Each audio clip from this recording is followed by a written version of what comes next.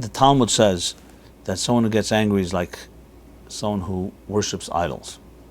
It's a very strong comparison.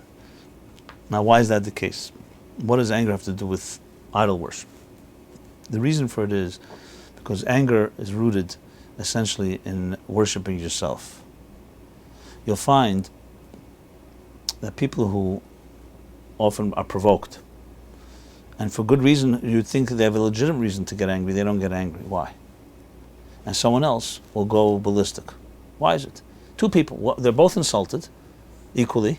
One person will be calm, the other person will go crazy. It has nothing to do with what was said to them, which is always the excuse that people use. I got angry because someone did something to me.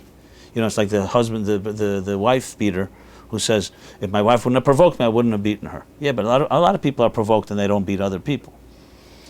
The difference is that one person has God in their lives and the other person does not have. When you're so consumed, self-consumed with your own comforts and your own needs, so anyone that disturbs that, you go crazy. But if you're a person who's not so self-consumed, then life is much more balanced, meaning it's not all about me. So then when someone says something to you, not that necessarily you ignore it or you're naive or but you don't take it quite the same way because it doesn't implode in that way, and therefore you don't explode because you have a more balanced approach to life. Not to say there are times that anger is deserved, but not out of control anger. Sometimes it's good to say to somebody, you did something that upset me. That's not the same as anger. When we're talking about anger, we're talking about uncontrollable rage, where people have bursts of anger, and they may even be embarrassed of it later. Now, often people who are angry pick it up from their parents. Their father or mother may have reacted that way when there was a problem. So it becomes a so-called, quote-unquote, legitimate way of expressing yourself.